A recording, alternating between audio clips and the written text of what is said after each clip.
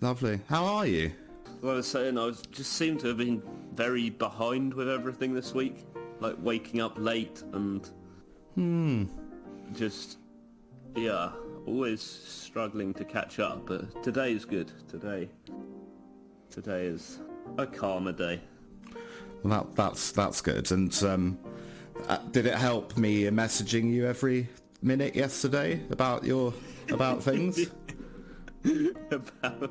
about my family, which you now know more than me about. Yeah, I should explain for the listener that I couldn't sleep the other night and had to just put my mind to genealogical family history. I prefer to call it people's history. Genealogical? Yeah, I guess so, but mixed with the newspaper. I use the British Newspaper Archive to corroborate with Ancestry, so it's not just theoretical. But yeah, I was just like trying to think of stuff, so I went on a big mission because I had a Dimbleby relation to see if I was related to David Dimbleby from Question Time, and it turned out that my great aunt's granddaughter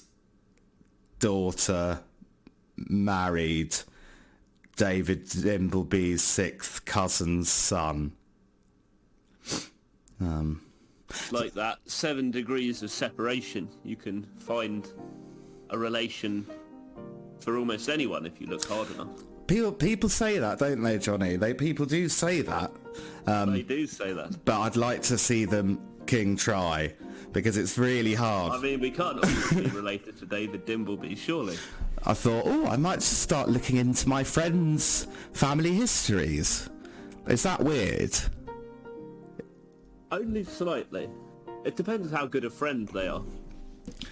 How good a friend are you? I think for me it's fine because we've known each other long enough. If it's a friend you've known for maybe 3 or 4 weeks, or like a loose work colleague, could be bordering on obsessive or like stalkerish. I don't know. Is it stalkering to stalk someone's past? Dear Jonny, I messaged you but you ain't replying. I've traced up every one of your ancestral lines. I know that all my heart, no lie, I'm a disciple. I've acquired a collection of antique family Bibles. Now the reason I say family and not your family is this: I'm starting to see myself just like your big sis. I just want to give you a kiss and talk for hours about our old ancestor and his white Swiss prowess. I cut some clippings from all the papers, it took me ages. Sometimes threw me into some highly obsessive rages. See, Johnny, I just want to be your sister. Come on, you can't resist. There you go. I am unnerved. Like something. I assume you want to be my sister just because that fitted the rhyme, not because you're... Yeah, you're quite right. It was because it fitted the rhyme. So I went with it. Sibling or brother doesn't work quite as well. No, I could have rewritten it, but I didn't want to spend too long on that. No.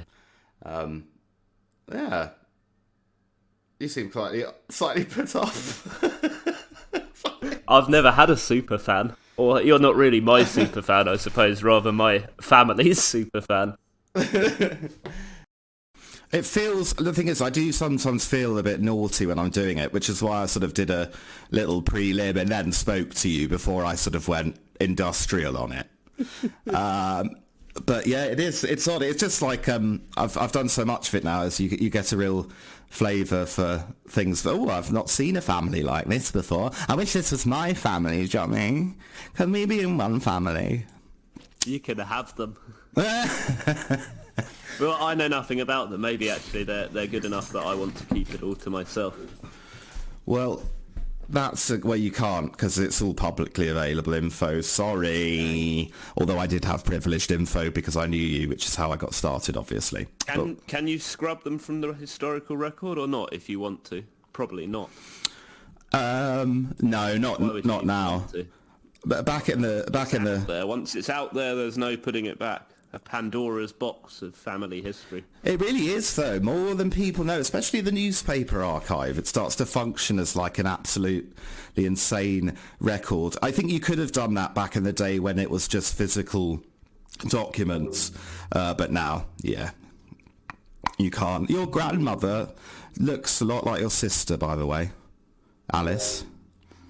I assume you met her when you were very young. I know she passed when you were about 5. She didn't look much like my sister when I knew her, because she was in her 90s, and I was only like 4 or 5 from these memories. You know, we've been looking at the great men of history, if you like, and those sort of big notable characters. But let's not forget the little people. So, do we want to find out what your family were up to at the beginning of the 20th century? Yeah, I'd love to know, actually. Very well. So bear with me. So your grandfather, Frank, is living in Strood in Kent. Yes, that was the family seat. Have you heard? You've heard of that before, have you? Yes, Strood was near to Rochester and Chatham, which were dockyards, big dockyards. Yes. Were they connected to shipbuilding? Do you know? Vaguely. I have a feeling we have some ancestors related to like shipping, or they were building ships, or perhaps sailing on ships. One of the aunts from my dad's side, his aunt, my great aunt, she was a ship's matron. Yeah. Nurse, basically. I've seen a lot of some Woodins emigrated on ships to New Zealand. Yes, and America. Like ships are sort of loosely involved with us. Yeah, I've seen that. I know. I've seen that floating up. I've seen shipwright, cousins, definitely people involved. So that's very interesting. I think your grandfather was a clerk, a builder's clerk, and it makes me wonder if that might have been shipbuilding. Could be. Maybe they even had a hand in the Panama Canal. Maybe a ship that they built sailed down it. Who knows? Oh, it's possible. No, actually, no, I'm not sure. I think it's too early. A pretty big ship.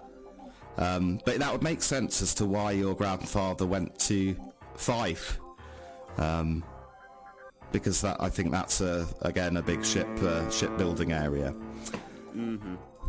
They were only there for a few years, though. I can't quite work out why. None of the rest of their immediate family, as far as I can see, went there. There were a lot of cousins who came from Lincolnshire, or stayed around in Lincolnshire, in Mablethorpe. I don't know if that rings any bells. The only thing I can remember about Lincolnshire from my youth was my father had quite an interest in something called the Lincolnshire Imp. Do you know what the Lincolnshire Imp was? No. Like a little devilish creature that used to get people lost on foggy nights in the moors of Lincolnshire. Lincolnshire Imp. I was told about the Lincolnshire Imp when I was little, so perhaps he's dredging this up from one of his family memories, of like his grandmother or cousin or something told him about the Lincolnshire Imp from their Lincolnshire days. Very likely, actually, I think. I'm just looking at pictures of the Lincolnshire Imp. He seems to be... Pretty impish. It looks a bit like a sheepy thing. Cloven hooves, horns, fur. Oh, I hate to tell you, Johnny, but that isn't a sheep with the horns and the cloven hooves. It's the devil. Oh, it's the devil, yeah. Well, he's got like a sheepskin coat. Oh, yes. Or is it feathers? One day... Oh, Hard to tell. The rendering I'm looking at is in stone, so... Yeah, it's a bit eroded. One day, according to an old legend... Well, I mean, can you tell it from memory, the story, or or shall I... Oh, this is entirely from memory. I haven't thought about the Lincolnshire Imp for many a year. Well, one day, according to a very old legend, the devil sent his imps out to play, and the wind blew 2 of them all the way to Lincoln. At first they were so awestruck by the splendour of the minster that they were afraid to enter, but soon one imp plucked up courage, flew into the cathedral where he tried to trip up the Lord Bishop and to knock down the Dean, and teased the vergers and teased the choir. You can't sing, you can't sing. When he started to break windows, the angels told him to stop his wicked doings, and he cheekily replied, "Stop me if you can." Whereupon he was at once turned into stone and made to sit forevermore in a cleft in the angel choir. The moral of the story is don't off an angel because you'll get turned to stone, even if you're just being cheeky.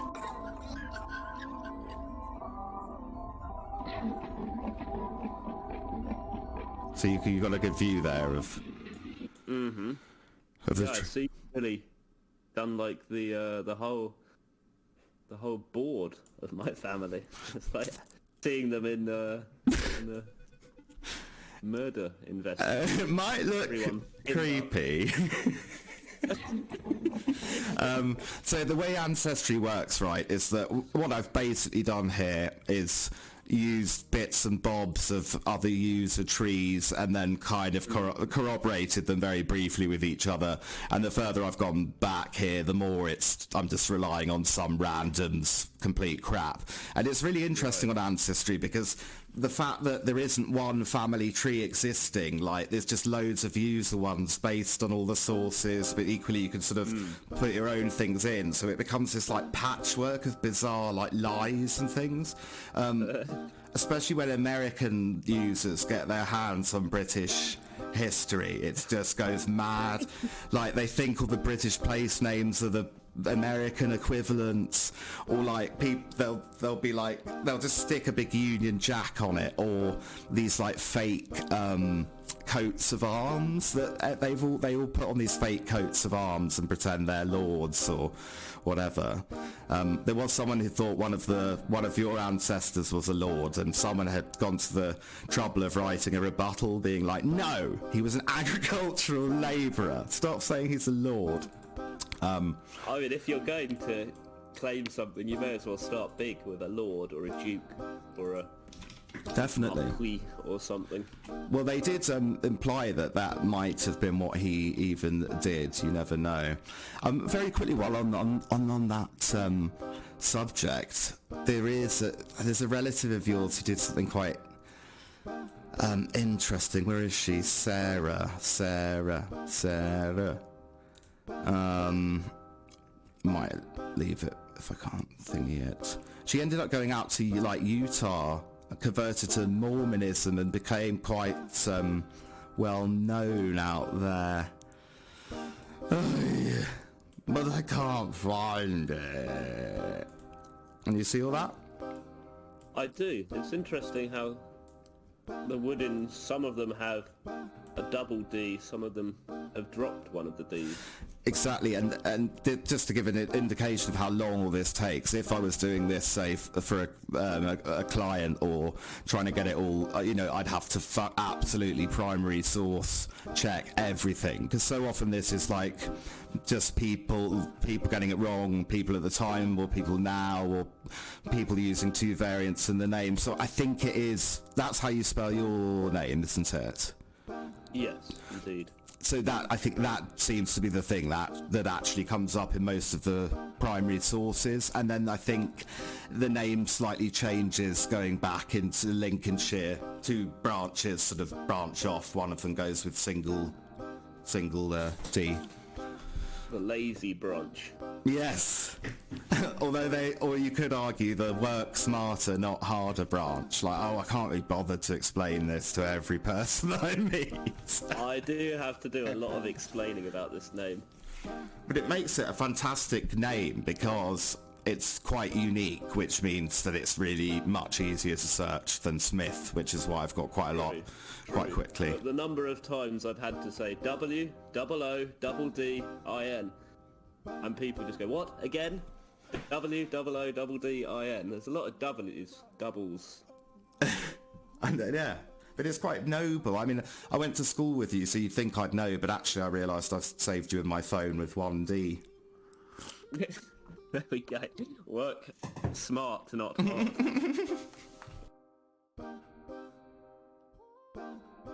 Anyway, that's your lot in Lincolnshire, turn of the century, all about to go off on their adventures. 20th century, of course, everyone starts to emigrate and starts to actually travel out of the villages that generations of their families sort of... Lincolnshire just cannot hold them anymore. Indeed, no. That's where the Dimblebees originated from. The original David. So you might be... I'm sure the Dimblebees crossed our path more than once. I might spend a whole... Long Lincolnshire history.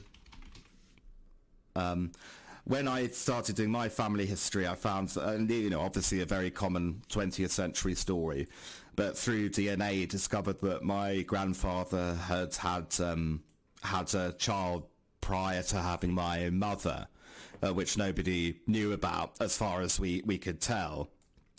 So we were sort of trying to work out how we were connected to Ancestry, and it turned out to be that close. Like the DNA... the DNA amount was just insane. I'll quickly show you that because it's quite fun. Do you have to send off a DNA sample? I assume you do, because how else are they going to get that? They don't. You do, yeah. Sneak into your bedroom while you sleep and take it. No, and I kind of like, I'd like to do it, but I don't really want to give them my DNA, but... because my mum's given them hers and like my paternal aunt's given them hers, like they already basically have my DNA. So it's sort of like if I wanted to commit some serious high level crimes, they'd get me like that from the DNA. Even though there's no, as far as I'm aware, DNA of mine available on any crime database, they could put a little sample into submit it into a sort of fake Ancestry account, and it will immediately be hugely clear who did it. Interesting. I bet the police have a division just to go through Ancestry.com and DNA test. Yeah, it's a huge thing, and there's a huge moral thing around it at the moment. But as you probably know, like, once they kicked off this method of catching people by just submitting the samples to this and then using genealogy to narrow down the suspects, they've got loads of old serial killers, unsolved famous murders in the UK and the USA. It's really crazy, and that's just from their serial killer's niece submits an Ancestry profile, say. That submits her DNA. That's all it takes, and then they can trace it and they get them. And they thought they got away with it, a lot of these people, I think. Quick, idiots. History is starting to unravel. Much that once was is lost. We are time tripping. For I can see what is to come. We are time tripping. Much that once was is lost. Go back to learn the lessons. It is the only way to avoid catastrophe. The Hollands and the Wrights. Exactly so. This is my great-grandfather, Kenneth. Died 1974. So this side of my family is older, bigger gaps. So that's my grandfather there. Where you get your middle name from, or one of them. That's right. I assume. Albert Butcher, that's my 2 times great-grandfather. As you see, he died very young. But anyway, Albert Butcher, he worked in a pub with his wife, Elizabeth. So after Albert died, Albert and her had my great-grandfather, Kenneth, there. But after Albert died, Elizabeth married again Herbert Austin, who had already been married to one of Elizabeth's sisters, Ellen. You see, so Herbert married Ellen, who died in 36, and then Herbert was like, well, I'll just marry Elizabeth H. Austin. Elizabeth instead. Keep it in the family. Well, this is a theme with these guys, because there's a group of sisters, and you've got... So... This is the eldest, Emily Eliza Wright, famed as a beauty, apparently performed on the stage, born 1876. Apparently, according to my great-grandmother's memoir cassette that I've been restoring, this guy, so he was Stuart Lunt Holland, he had been in the Inskilling Dragoons in Can you guess which war? The Boer War, perhaps. That is correct. He was a lieutenant in the Boer War. His father was a Lord Rotherham, and he was a liberal whip who was ennobled. He was an industrialist from up north. Loads of concerns all over the world, including in Manchuria, which is where he ended up losing all his money. And then his son Stuart, that's our guy who comes and marries one of the great aunts, the eldest one to start with. He later becomes Lord Rotherham. Stuart Holland's just come out of the army in Skilling Dragoons, out of South Africa at the end of the Second Boer War, and that's when he marries the beautiful Emily Eliza Wright. He was apparently a bit of a creep, hanging around stage doors, and she was quite big on the stage. I say big, like on the smaller circuit, I assume. Anyway, she dies in 1906. There is a point to all this, I promise. She dies in 1906 in Brighton of some illness or other. I've got photos of her sort of convalescing. And then Honourable Stuart Holland has a problem because, as is tradition, in this family, he wants to marry the youngest sister. That's Miriam. Who was about 17, so apparently, according to my great-grandmother, she didn't really want to marry him. He hung around all the time and sort of badgered her. And there we go, and the only thing that was stopping him marrying her straight away was the Dead Wife's Sisters Act, or the fact you couldn't marry your deceased wife's sister for many centuries. But that law was just changed in the early 20th century, and immediately Stuart married Miriam. And given his father is in the House of Lords, and that's the house that was blocking this legislation for decades, like it's been a thing. It does make me wonder if, Stuart Holland pushed his father into proposing a thing, whatever. He marries the youngest. I should have mentioned, by the way, I looked into Emily Wright's death in Brighton, and the doctor who sort of ran the little convalescent home that she died in, I found all sorts of malpractice of him basically killing patients through overdrugging them. And what's really weird is that on poor Emily Wright's probate, most of her money is half of her money is going to the doctor, the aforementioned dodgy doctor, and the other half is going to Herbert Austin here as commission agent. Herbert Austin being the guy who's already on his second sister of the thing. So there's something there, I found enough to make that worth looking into, but I've hit a bit of a brick wall. Smoking gun here. Well, no smoking gun, but when I listened to my great-grandmother's tape, thinking, oh, well, yeah, Phil, you're just trying to make this more interesting for yourself, you silly, dramatic bugger. Listening to the grandmother's tape, she talks about how Kenneth, my great-grandfather, that's her, by the way, Frida, how he used to be obsessed with the idea that something weird has happened around the Emily Wright death. See, and Aunt Mim, who was then, she was the youngest daughter, and she was about 17, and she came and helped her in the pub, you see, and Uncle Stuart, who by that time was widowed, and he hung around after Aunt Mim, and his father at that time was a millionaire. His name was William Holland, and he was Sir William Holland by that time, because he was a great liberal, and Uncle Stuart became the Honourable Stuart Lamb Holland, and I don't think he worked at all. Because his father was a millionaire. They had houses all over the place, and so anyway, he badgered Aunt Mim to marry him, and she didn't want to marry him. She was only 17, but anyway, they did marry, but they had to wait for the passing of the deceased wife's sister, hatch before they could marry, and then they did. They did marry, and it was soon after. Oh, and then the First World War came, and poor old Sir William lost all his dough because his machines were too obsolete to make munitions, and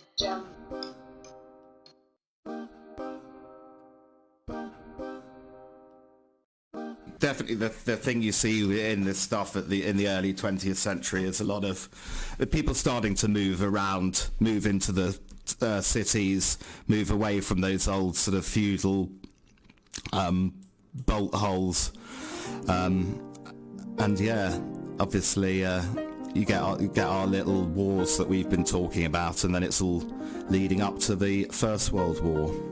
Yeah, interesting. Well, it sounds like your family certainly dips into a few of the themes we've got coming up with the Boer War.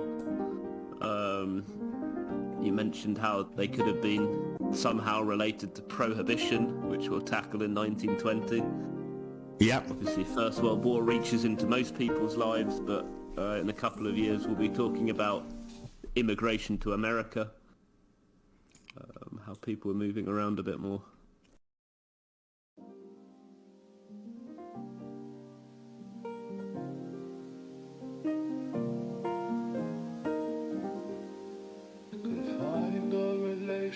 In any location for every occasion. Can find a relation in any location. And then you find them. And then you find them. And then you find them. And then you find them.